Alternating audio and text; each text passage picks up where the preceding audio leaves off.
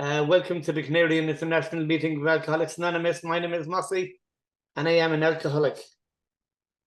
My name is Mick. I'm serving as a joint secretary. Please join us in the moment silence to remember why there's still suffering alcoholic inside and outside this meeting.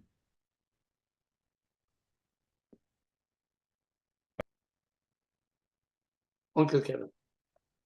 And there you go, Kevin. It's gone up there for you. Thank you. Kevin, alcoholic. The AA preamble. Alcoholics Anonymous is a fellowship of men and women who share experience, strength, and hope with each other, that they may solve their common problem and help others to recover from alcoholism. The only requirement for membership is an honest desire to stop drinking. AA has no dues or fees. It is not allied with any sect, denomination, politics, organisation, or institution.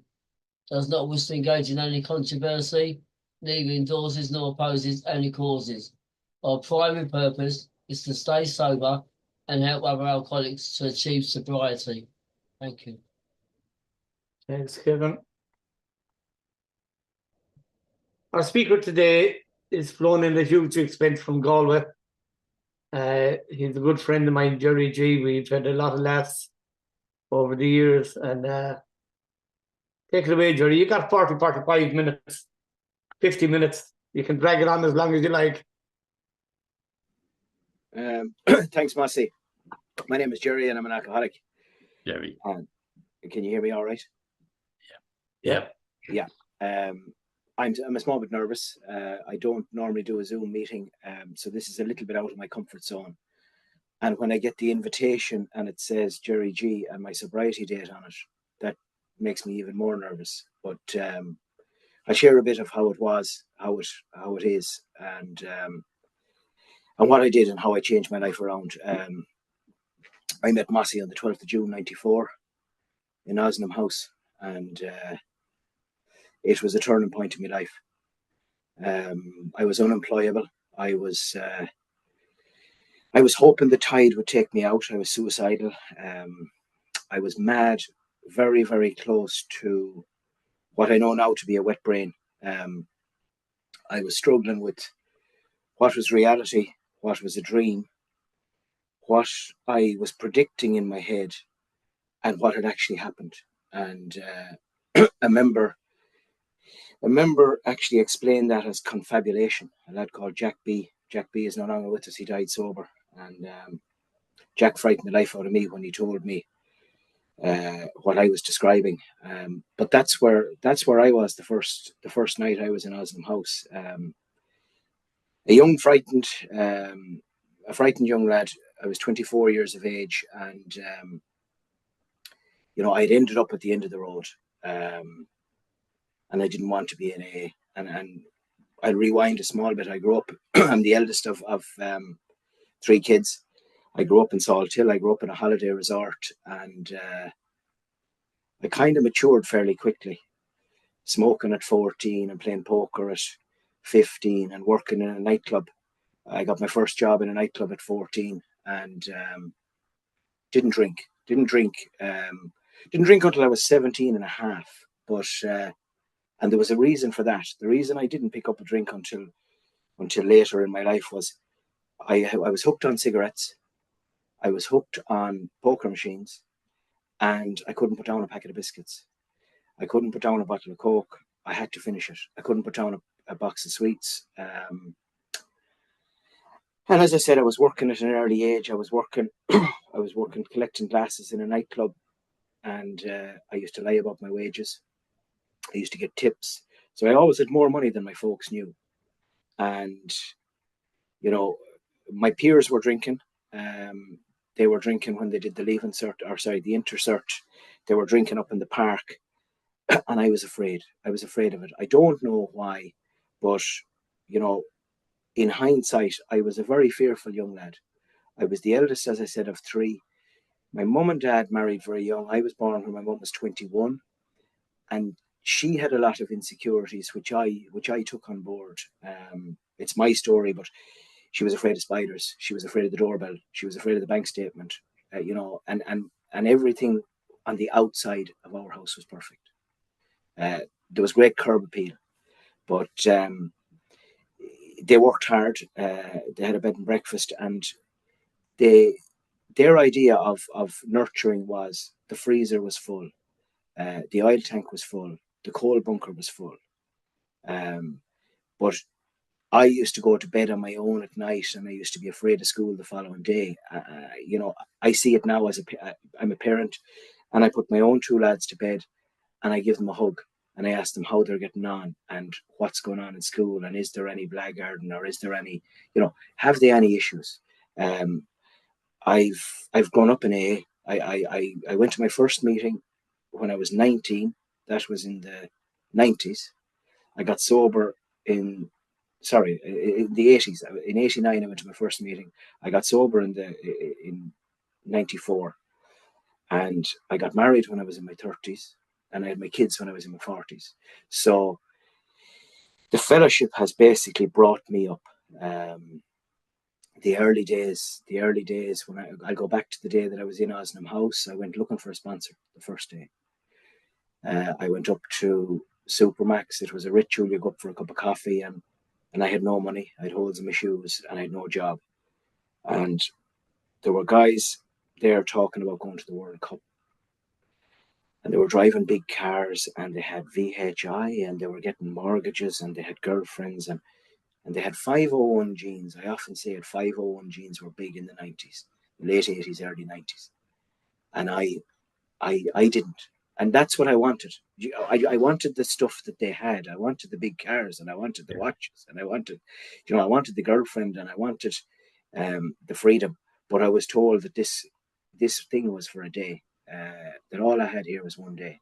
And I was told I was the most important person in the room. And I saw a little plaque. There's a plaque in Osnam House which says, "You are not alone." And I felt that I wasn't alone. But my character was, by nature, I was always a sprinter. And I would always get involved in this club, that club, this society. I drink in this pub for a while, that pub for another while. And I was floating, but I never did anything long distance. So when I was in Osnam House that night, I knew the lads had something I wanted, and I had to get stuck in. I had to just kind of throw in the towel. And I was told to try and get 90 meetings in 90 days. It was a suggestion, try and get 90 meetings in 90 days. Come back tomorrow. There's lunch times, there's night times. And there was 2 or 3 meetings nearly every day. And I stuck to lads like Mossy, who were a while around and who had turned their lives around. And I didn't actually realise until I was a couple of months sober how close I was to the wet brain, how close I was to suicide, and how much of an impact drink had had on me. Every aspect of my life was affected by my drink, from, even my health, the bills I paid, what I wore, when I got up, when I went to bed, the streets I walked. It was all dictated by my drinking, absolutely everything. So when I got sober, I managed to get a job. I got a part-time job. I was getting part-time dole. I got a second part-time job, and then I started selling ironically 501 jeans. A friend of mine's dad was bringing in counterfeit stuff, and I used to get a boot full of counterfeit stuff, jeans and T-shirts and Tommy Hilfiger and Levi's and all the stuff. You're recording this, Mossy, yeah? It's statute barred at this stage. It's 30 years ago. But I was able to actually turn the energy that I had into drinking and into escaping. I turned that energy into working for a while. And then I found I was making a decent few bob. But I always had this nervousness on a Friday night, the nervousness on the Friday evening, that Friday feeling, it was a reward. It was always deserved to go out and go mad at the weekend. And I used to buy a bottle of aftershave, buy a pair of jeans, go into Brown Thomas. It was Moons at the time. I used to have to spend some of the money because I wasn't able to have it in my pocket. And the members told me how to get a credit union account, how to get a bank account. the 90 meetings came in the 90 days. And you know, things started to get very, very good in my life. And I was probably 6 months sober. And I had a company car. I got a job with Tennant's Beer, selling beer around the west of Ireland and calling to early houses. And I had a suit and I had a mobile phone. I had a company car, and I pulled back on the meetings. And Mossy rang me on my mobile and I didn't take the call. And he rang me again and I didn't take the call. And then the message was, or he came in on a private number, or there was no caller ID at the time, but the message was, you have everything you want. He said, you have the drink, sorry, you have the girlfriend, you have the car, you have the job. All you're missing is a drink. And it absolutely frightened the living daylights out of me. I put the hair standing up at the back of my neck. I left the job and I went back and I got 90 and 90 again, because I realized how close I was, how I was playing poker with in the early days with this sobriety that I had earned and got, and I was in danger of losing it. So I'm back and I got my 90 and 90 again, and I realized that I had to put this thing first. And you know, thankfully up to today, this is number one. This is number one. I remember getting engaged. I was 4 or 5 years in sobriety and I got engaged, and I told your woman, I said, you're number two in my life, which was a very foolish thing to tell a woman that you're going to marry. But even the way I told her, it wasn't the right way to do it. But needless to say, I didn't marry her and we split up. Not because of that, but, you know, I met somebody else a few years later when I was ready. And I didn't have to tell her that she was number two to A. You know, I got cute in here. I've had a lot of geographicals in recovery. But I've plugged myself in. I went to America for a couple of years and I plugged myself into St. Louis, into meetings. And anywhere I've gone, I've got meetings. This thing has never let me down. I've a few friends who got sober around the same time as me. One of them is still sober. There's another fella, I met him at a convention recently, and he went out to do more research. And he spent about 19 years out there. And he's playing catch up, you know. So I'm very, very grateful that up to today, I've stuck very, very close to this. I struggled with my fourth step. I was over in America and my ass was on fire. And I remember coming back and again back to Mossy, into the front room in Renmore and get the stuff off my chest, you know, do the fourth step. I kind of didn't really want to throw in the towel fully with everything. And, you know, got the higher power into my life. By accident, I was on holidays in Morocco and I was in a queue going into a hotel. It was like a package deal where 50 people land at a hotel and there's an onslaught into reception. And the guy standing beside me in the queue, he had duty-free cigarettes in his bag, but he asked me for a cigarette. And I was giving him a cigarette and I spotted he was wearing the earring. And the hair stood up in my jaw. And I asked him, was he a friend of Bill and Bob? And he said he was. And here I was in Morocco. You know, the closest meeting was Casablanca. I had the directory. I had told I went with my mother because I was afraid to go with anyone else. And I was about 9 months sober, 8 months sober. And I think he was about 11 months sober. And I had the directions of the meetings in Casablanca. And I knew I might have to rent a motorbike and go to the meetings. And here's this member beside me before I even check into the hotel. So that's when I believed in the higher power. This man was put in my way. And I introduced him to cappuccino. And we used to have a cappuccino every morning. And we used to have the preamble and we'd have our 20 minutes, half an hour meeting. And he's my best friend in recovery today. He had 30 years last May. And I had 30 years last June, you know, or he was April. And I talked to him pretty much every day. You know, when Mossy said to me that I'd have to speak for an hour, for 45 minutes, I told him that I wouldn't be able to. I haven't even looked at my watch. I think we're talking for about 16. But it had me thinking about the early days and thinking about, you know, getting sober and changing the direction in my life. And I had a lovely experience last June. My wife gave me a picture frame. And it's the picture frame. It's the moon phase on the 12th of June, 1994.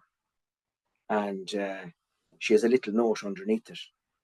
And she gave it to me, and the kids saw it, like, and I was crying. I was in tears, and the boys were wondering what was going on. And what's the 12th of June? What's the 12th of June? My boys are 14. My eldest is 14, and my other lad is 10. And they know I don't drink. They don't know I go to meetings. But I told the 14-year-old when I was out of the house environment that evening, I said, look, I said, that was a watershed moment in my life. That was when I decided, you know, I didn't tell him the ins and outs of AA, but I just said, drink didn't suit me. I was getting into trouble. I stopped drinking on that date, and my life has got better. And Mum recognises that date every year. So it was lovely because he knows I meet the same lads. He knows I meet lads that aren't going to the pub. You know, every Friday are you meeting Tony? He knows enough, but I didn't want to frighten him. I didn't want to program him. I didn't want to, you know, give him a seed of doubt. He's almost ready now for the chat, but I didn't want to ambush him fully. And it's great to see Kathleen. You know, I remember Kathleen. I see Kathleen there. I remember Kathleen when I used to go over to Mossy's house, and you know, she was my lad's age, and you know, to see her in a meeting, a year sober, it's a program of attraction. And you know, I met a woman. I got married sober. I was afraid of my life the day I was getting married. I had loads of members coming to the wedding. There was a dozen members sitting at one table, and I told them, I said, you can't leave. You can't leave. You have to go the distance. Because if I go to a wedding now, I'm gone at 9 o'clock at night or 10 o'clock at night. But I told them they had to stay with me. And I broke my anonymity to my sister-in-law shortly before we got married. So I think I was maybe 15 years sober when I got married. And my sister-in-law, she'd ring on a Tuesday, I was gone. She'd ring on a Thursday, I was gone. And maybe on a Sunday morning, I was gone, or a Saturday evening or something. So, you know, where is he? Where is he all this time? And Anna be covering for me. So anyway, I told her, I said, look, I go to meetings. I'm in recovery. I don't drink. I'm an alcoholic, and I go to meetings. So if you ring on a such and such a night, the chances are I'm going to a meeting. So she subsequently rang my wife the following day, and she said, are you sure you want to marry this fella? Would you be afraid he'd drink again? And she said, I never thought of that. But she said, he has brilliant people around him. And, you know, that was another time in my recovery that I realized that AA was working around me and helping the people around me, you know. But it was a lovely answer that she gave. And I have to look at my wedding ring to see how long we're married, because I don't know, did we get married in 08 or 09? We got married at the very end of the year. And I have to look at the wedding ring to see we got married in either 08 or 09. And, you know, being married and having kids is hard work. It's hard work, but it's very, very rewarding. And I'm not the monster that I used to be. I'm not the frightened lad that I used to be. If I go to my meetings, the house is a lovely place. The promises have come through. The promises are coming through on a daily basis for me. I try my best to practice these principles in all my affairs. I try to get on with the neighbours. You know, I pay the bill when it comes in. I was a great man for leaving it a week or 2 or 3 or 4, and you know, you'd be turning on the light and wondering, will it come on? Because you get so many reminders. I ended up in court sober. You know, I didn't do a tax return, and I had to get that sister-in-law to help me out. She's an accountant. You know, I was able to say, look, hands up, I didn't do it right. Will you help me out? That's your forte. And it was a great thing to be able to, you know, hand her all the paperwork, hand her everything, and let her sort it, and go and face the judge and say, well, I didn't do it. I got a fine, and I moved on. You know, that happened maybe 10 or 12 or 15 years ago. I haven't had that issue since. I've had a lot of people come to me with somebody in trouble, and I've been able to point them in the right direction, and I've been able to bounce it off members. I have a first cousin who was in a treatment centre last year, and I broke my anonymity to my uncle. And I said, look, I know the ropes. I can point him in the right direction. And he said, fine. And he rang me, and he picked my brains for 3 or 4 phone calls, you know, 3 or 4 half-hour phone calls. And then he never rang me again. The young fella came out of the treatment centre, and I was hurt. I thought, why didn't they ring St. Ger? That I could steer him in the right direction. And I spoke to a couple of members about that because it kind of hurt me. So I let it off. But I got the call a month ago. He's back in trouble. He's back in trouble. Will you ring him? And, I spoke to a member who's a time around, and he said, pass on a few other numbers.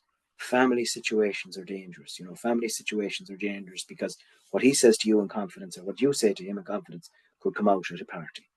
So, but I'm not underground covert. If I see somebody in trouble, I'm happy enough to break my anonymity. I'm happy enough to say to somebody, there's a work colleague of mine, he's in the same industry, there's a friend of his in bother lately. And I was able to say, I'm around. I like being able to do that because if this thing was so covert that nobody knew about it, we wouldn't be able to help each other. It's the gift that keeps on giving. We joke. I go to a morning meeting and we joke about being in the winner's enclosure, and we joke about the neighbours are benefiting, the neighbour's dog is benefiting, my lawn is benefiting. I actually, believe it or not, I have a pet robin. I have a pet robin who came to the conservatory last June. It was like he was attacked by a cat, and he was all, the feathers were broken and around his neck was all scraped. And he'll eat out of my hand now. When I pull up in the car, he'll sit on the mirror of the car. And I was saying it to my two boys, that's because there's calmness in the house. He wouldn't be coming to a madhouse. But I'm able to appreciate that. There isn't an awful lot going on in my life if I'm feeding porridge to a robin every single day of the week. I've overcome a few fears in recovery. My eldest lad got into ponies, and we used to go horse riding. We used to bring him down to the training centre, the equestrian centre. And I'd sit there and I'd watch them go around in circles, and the two of them were at it. But then it came to the stage where he needed to get his own pony. He had 5 years of this done and he wants to take it to the next level. And I said to my wife, I said, look, it's not for me. I won't stand in your way. I won't stand in your way, but I don't really want to get involved. I'm afraid of horses. And, fast forward at 3 years, we have 4 horses. I can go in and I can put studs in their shoes in the horse box. And I can go into the stable and I can brush them, or I can lift their feet. That's unbelievable. I'm taking lessons myself. I have my own horse. The freedom. I just did a deal recently I set up a business in recovery, and we have a premises. And we sold the premises just before Christmas. And the move is happening very soon. So effectively, I'm retired. I'm not going to be retired. I'm not going to be putting on my slippers, but the job is gone. The premises is gone. And I have zero fear. None whatsoever. I reinvented myself in my 20s when I got sober. And then I met, when I got sober, Massey was teaching line dancing. And he wore a hat that was about 8 foot wide. And my parents met Massey, and they heard me talking about Joe Oil and Pat the Boxer and Pat the Chef and Jimmy Windows and Dog Food Dave, and all of they thought I was joining this crazy cult. And at that stage I was unemployable and I hadn't the price of 10 smokes. And I managed to get a sponsor, a fellowship, a higher power. Reluctantly did the steps, took my time, changed my life around. And that took the fear away of, what am I going to do? I ended up retraining myself. I went DJing. I was DJing when I was 17, and I went back DJing when I was about 26 or 27, and I spent 10 years at that. And then I went back at selling cars. I sold a car and I got a buzz out of it, and I sold another. I can't have to do anything. So then I went selling cars and got into property, and I was into property management, and then set up the full-time the car business. So now here I am at 55. The car business is winding down. I'll still be doing a little bit, but and my my 10-year-old, I don't know whether I said he was 9 or 10, but he was 10 last week. My 10-year-old asked my wife, what's Daddy going to do now that the business is sold? And she said, well, there's plenty of jobs to do around the house, and he'll find something. Will he have more time to play more soccer with me? You know, and like, I've taken that on board. You know, I'll be out the back playing soccer. I have so much gratitude since I got sober. I go to a treatment centre very often down the road here. What's it called? Coolarn. It's about 5 or 6 miles from me, and I get gratitude. I get gratitude when I'm able to sit into my car and drive home. When I'm able to shake hands to a fella and say, look, it'll get better. It'll get better. When you come out, I'll bring you to meetings. One of the things that I was told when I got sober was, a grateful alcoholic won't drink. And Mossy said to me, don't tell me you're grateful. Show me. You know, show me you're grateful. Pick up the fella who's off the road. Give a lad a ring. Service isn't just opening the room. Service isn't, facilitating a meeting. Service is picking up the fella who's just buried his dog. A friend of mine buried his dog 2 weeks ago. And I rang him, and I went out and I met him for a meal. He had the dog for 7 or 8 years. So, what AA has done for me, I was useless. I was workless. I was unemployable. I was no good of a son. I was in the Bermuda Triangle. My folks didn't know where I was. I told my parents one day, they came in and they confronted me about drinking and driving. And I told them I'd hit the nearest wall at 100 miles an hour. I had a motorbike at the time. That was an awful curse to put on my parents. So every time they heard a motorbike, they thought of me hitting the wall. I have a great relationship with my parents today. I had a great time with them during COVID when they were kind of dependent on us. And we had a power cut there a couple of weeks back, and they were 11 days without power. So they were here for the shower, and they were here for the fried egg and the flask. And I was able to drop over to them. As I said earlier, this keeps giving. This gives to me all of the time. It gives to me when I'm at the traffic lights and the fella tries to cut across in front of me, and I just give him a wave. I give him a wave. 9 out of 10 times I give him a wave. An odd time I'd have to blow at him, So that tells me that I'm not fully cured. But to be able to speak a bit slower, to be able to drive a bit slower, to be able to walk a bit slower is great for my head. It's still daunting. Every time I say something, I see myself here looking, and I see these people looking back at me, and I'm only on page 1 of 6, so I don't know who's on the other pages. I'm one of ye, and I'm so delighted to be one of ye. We're one of us. The fellowship is more important to me now than it was when I came in.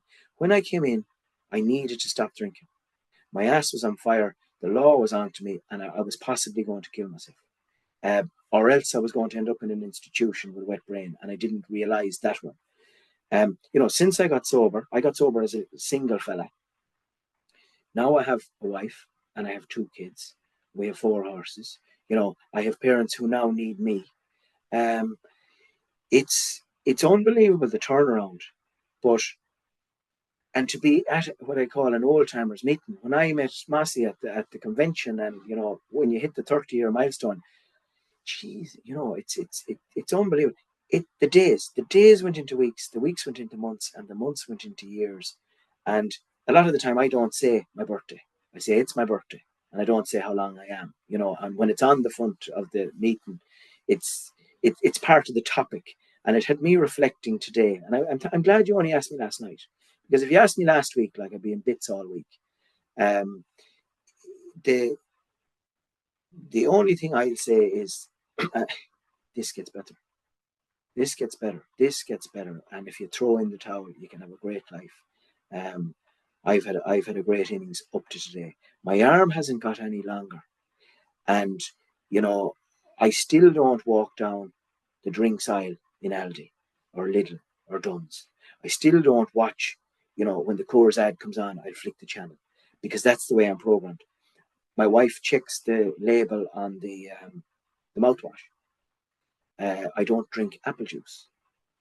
you know, alcohol-free medication. Like when I go to the doctor, I tell the doctor it has to be, you know, I'm very, very vigilant. I mentioned Jack B. Jack B died.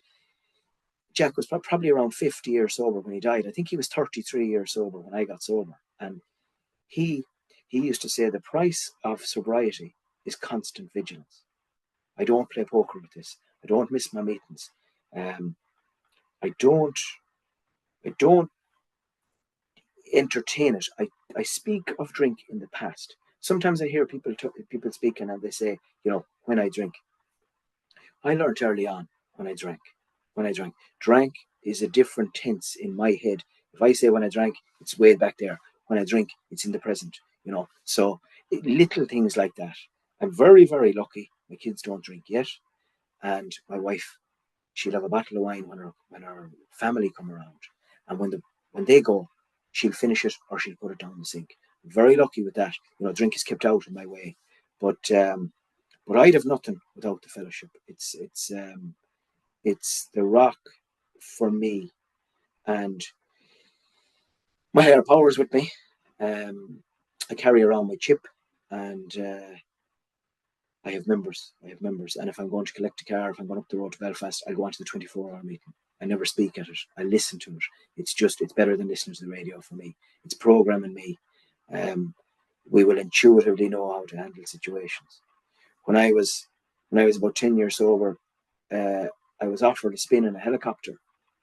I was learning to fly, and a friend of mine was going to Waterford, and there's 4 seats in the helicopter, and there was 3 of them going, and I was offered the 4th seat, and I said, no thanks, it's my godchild's birthday tomorrow. You know, even just to be able to say it was my godchild's birthday was great for me, because I'd have to say I'm the big man, and I can't because there's a major issue. But I was able to say I was going to her birthday. The helicopter came down the following day, and 2 of the lads were killed. My buddy was killed, and I got the phone call at, I'm going to say 12:30, 12:45, and I hopped on my motorbike and I drove to the lunchtime meeting, and I didn't get there till maybe 20 past 1. But I was programmed that, you know, I had to get to the meeting. I just had to get to the meeting, and I sat in the meeting. And one of the lads was slagging me about being late, but I sat there and I let the thoughts come into my head. I've leaned on this program a lot since I got sober. Anne and I had a pregnancy. We lost a baby at 16 weeks, and you know, it was pretty traumatic, but it was very, very good for the 2 of us. The 2 of us handled it together. It brought us closer together, and you know, I was able to go to my meetings, and I was able to talk to other members. Ironically, there was another member who was going through exactly the same thing on the same floor of the hospital when I was there. Another instance, a God instance, you know, a coincidence, a God instance. A member going through the same thing, a lad that I know very well. So this speaking tonight is very, very different to any way I've ever spoken at a meeting, because I'm trying to, you know, put 30 years into 35 minutes. But I can't express how grateful I am and how much a part of my life this thing is. And it gets better. And I leave it at that. Thanks. Thanks, Gerry. That was emotional, to be honest with you, for me, because you started triggering off stuff for me.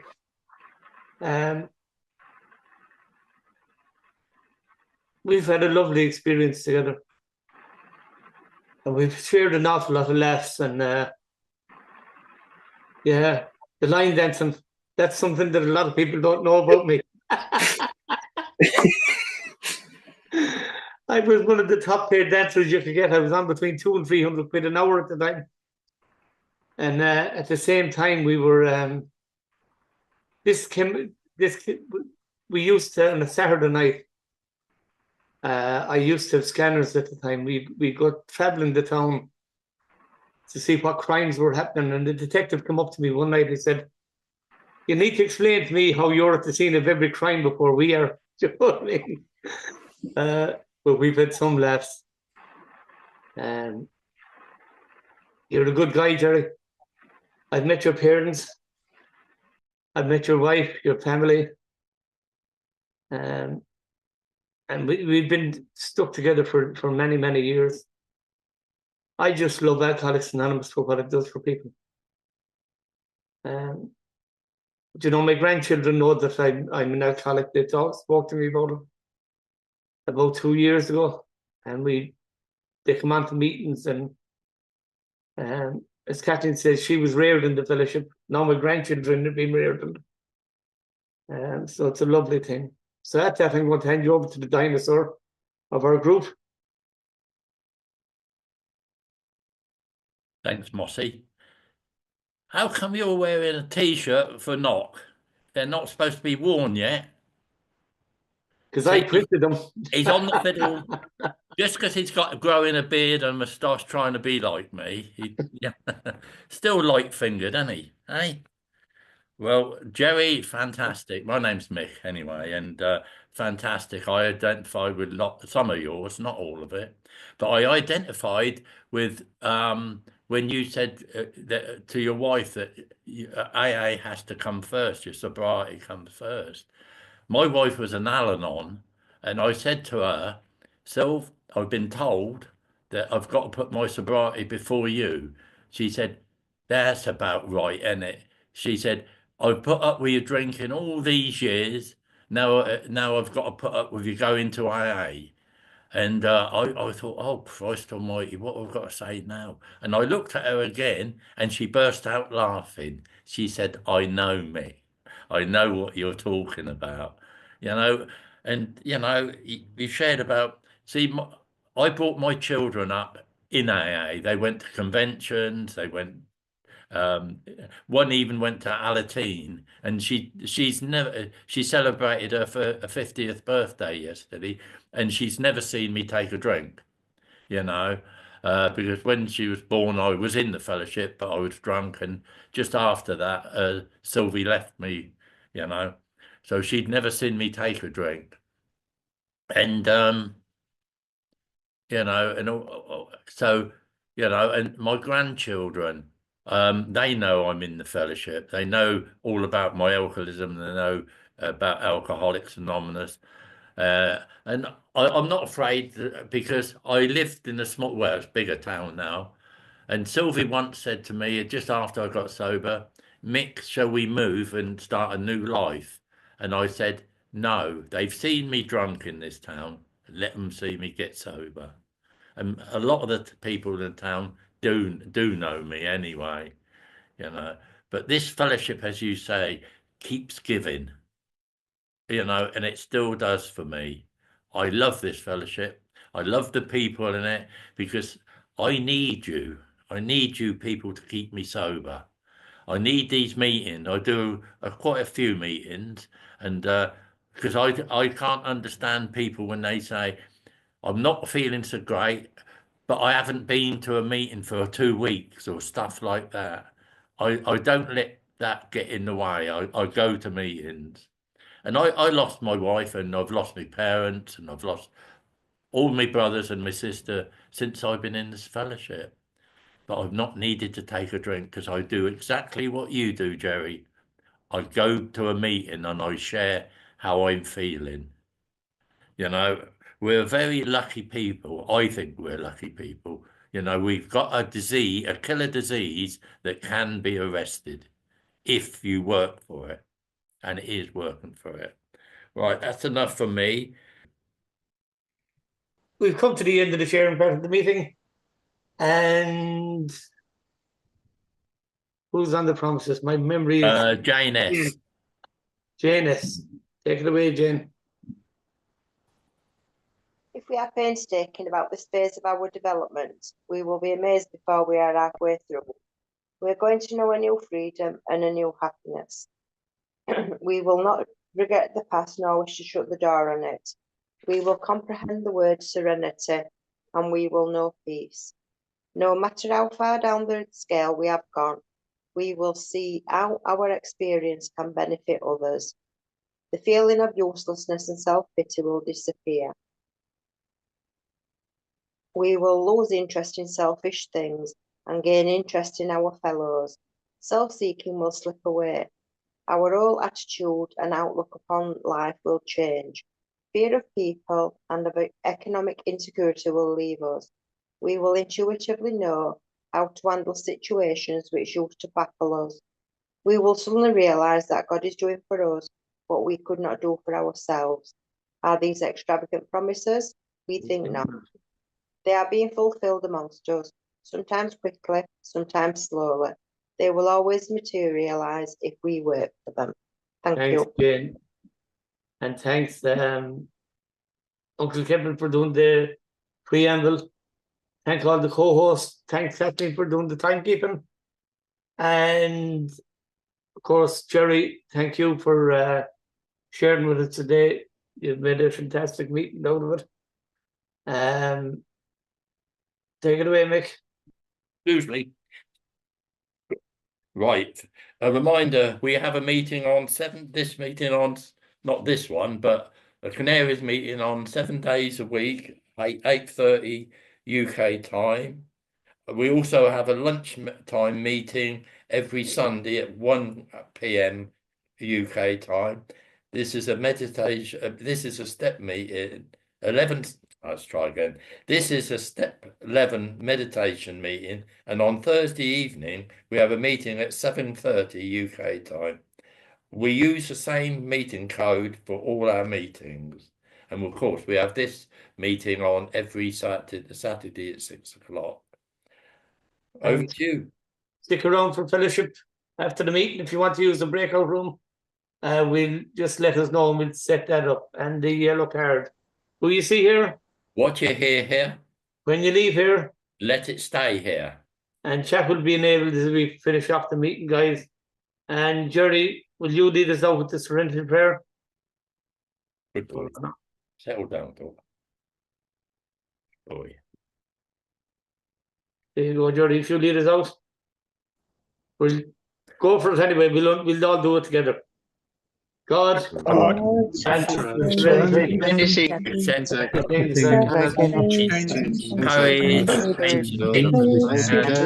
and the wisdom. God bless you all. Thanks, Jerry. We Tony, lost the audio at the right time. Brilliant. Thank Well you, done, Tony. dude. Thank you, everyone. Keeping me sober today. Yeah. And thank you, Jerry. Fantastic chair. Beautiful. Thank you. Thank you, everyone. Good night.